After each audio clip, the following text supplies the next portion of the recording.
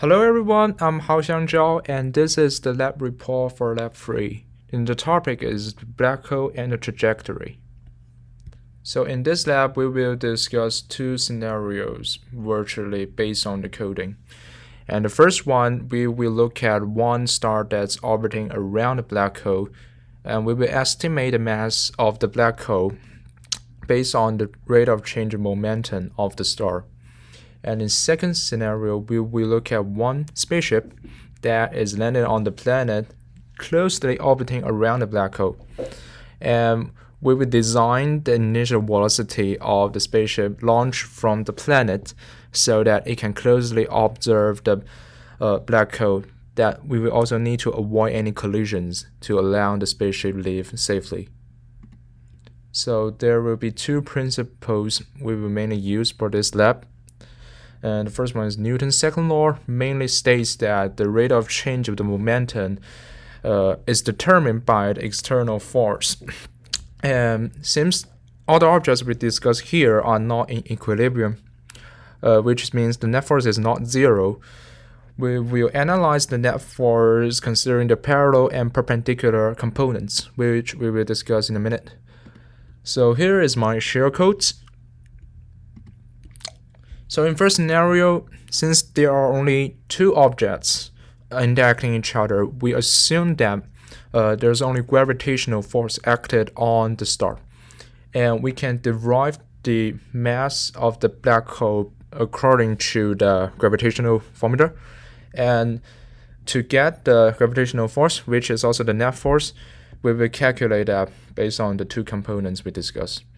And so as you can see, the net force is equal to the combination of the parallel and perpendicular components. So this is the code. As you can see, I come up with the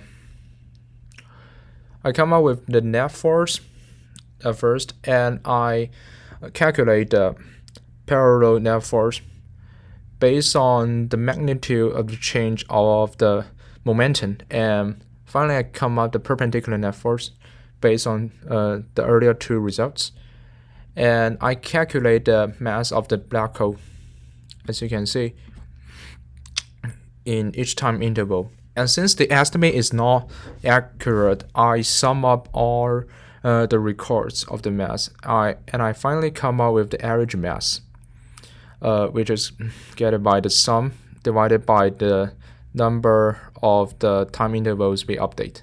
And here's the result. So as you can see,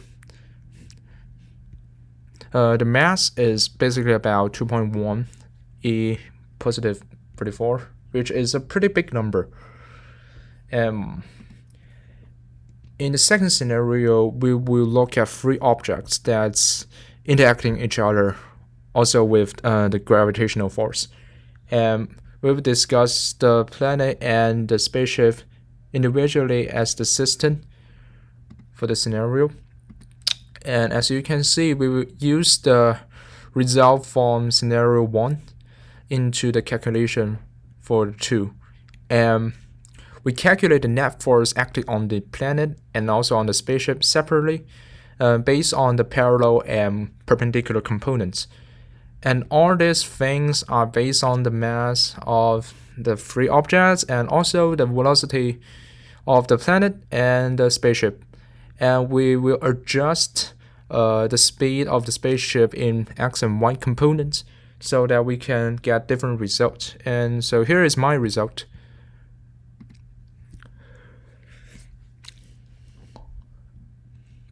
So I can see the spaceship accelerates to the black hole due to the increased gravitational speed, and it quickly flies out due to the tremendous speed, and it seems like it barely returns, which is the safest scenario we can imagine for this one.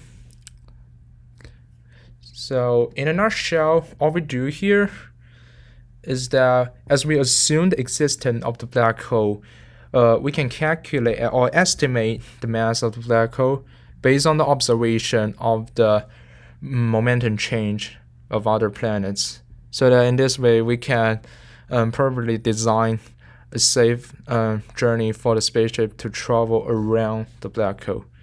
And this is basically all about this lab, and thanks for watching.